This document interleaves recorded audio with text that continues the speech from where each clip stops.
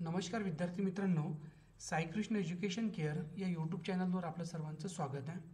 आजच्या व्हिडिओमध्ये जिल्हा न्यायालय भरती यामधील शिपाई आणि हमाल या पदासाठी होत असलेल्या भरतीसाठी म्हणून आपण प्रश्नपत्रिका घेत आहोत। सोबत त्या प्रश्नपत्रिकेचे विश्लेषण सुद्धा घेत आहोत। यामधील हा भाग क्रमांक 8 असणार आहे आणि आजचे जे प्रश्न आहे हे आपण भागीला 7 जे भाग बघितले यापेक्षा मुलांना हे काय असणार, वेगळे प्रश्न असणार।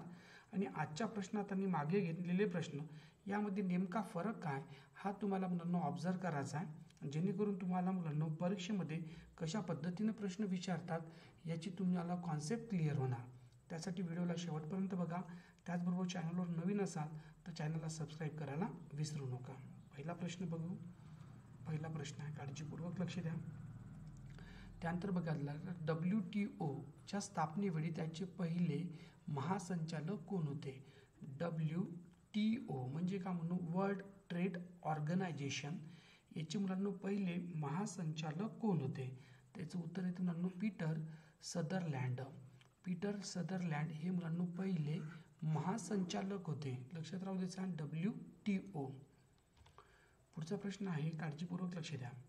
देशातला सर्वात युवा महापौर असलेल्या आर्य राजेंद्रन हे कोणत्या राज्यातील रहिवासी आहे?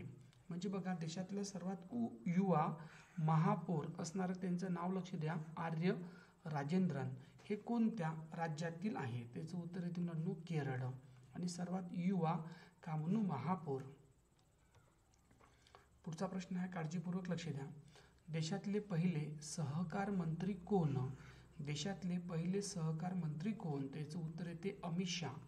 अमित शाह हे आपल्या देशाचे काय म्हणतो आपण गृहमंत्री सुद्धा आहे, सोबत सहकार मंत्री सुद्धा आहे आणि हे पहिलेच आहे, पहिलेच। पुढचा प्रश्न आहे, काळजीपूर्वक लक्ष द्या।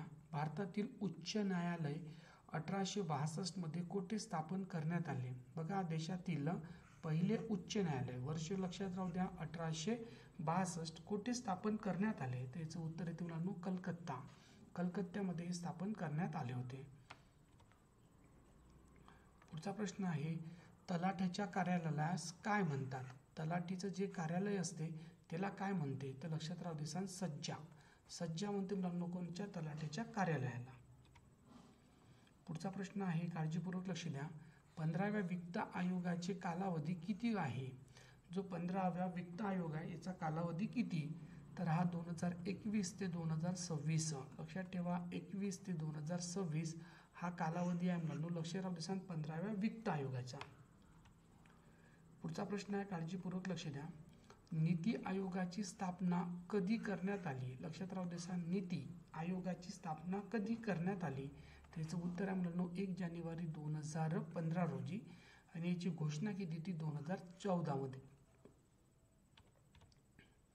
पुढचा प्रश्न आहे, काळजीपूर्वक लक्ष द्या।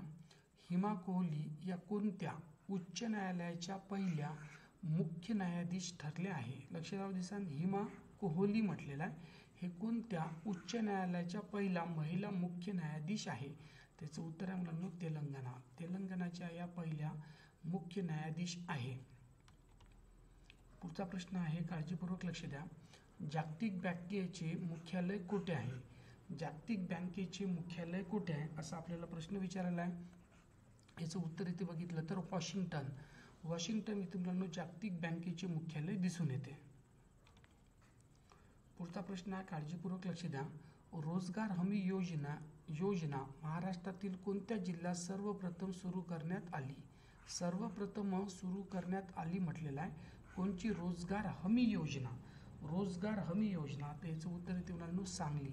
सांगलीमध्ये ही सुरुवात करण्यात आली होती पहिली।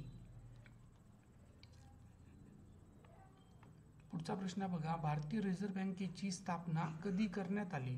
भारतीय रिझर्व्ह बँकेची स्थापना सुरुवातीला कधी करण्यात आली? त्याचं उत्तर येते सी 1 एप्रिल 1935 मध्ये मुलांनो रिझर्व्ह बँक ऑफ इंडियाची स्थापना करण्यात आली। पुढचा प्रश्न आहे, जिम कॉर्बेट राष्ट्रीय उद्यान कुठे आहे? जिम कॉर्बेट म्हटलेलं आहे तर हे आहे उत्तराखंड आणि हे आपल्या देशातील पहिले राष्ट्रीय उद्यान आहे, हे पण लक्षात ठेवा। पुढचा प्रश्न आहे, लक्ष द्या। बीड जिल्ह्यातील मोरासाठी राखीव असणारे अभयारण्य कोणते? लक्षात राहू देसान, बीड जिल्ह्यामधील मोरासाठी त्याचं उत्तर येते मुलांनो नायगाव. नायगाव हे बघितलं तर मोरासाठी राखीव अभयारण्य आहे मुलांनो बीड जिल्ह्यात. पुढचा प्रश्न आहे बघा, सातमाळ अजिंठा डोंगररांगा ही कोणत्या खोऱ्यांनी वेगळी झालेली आहे? म्हणजे कोणत्या खोऱ्यांनी वेगळी झालेली आहे? सातमाळ आणि अजिंठा. तर हे उत्तर येते मुलांनो याचं बघितलं तर तापी आणि गोदावरी नदीच्या खोऱ्यामुळे मुलांनो हे डोंगररांग वेगळी झालेली आहे. पुढचा प्रश्न आहे, उल्कातापासून तयार झालेला लोणार सरोवर कोणत्या जिल्ह्यात आहे?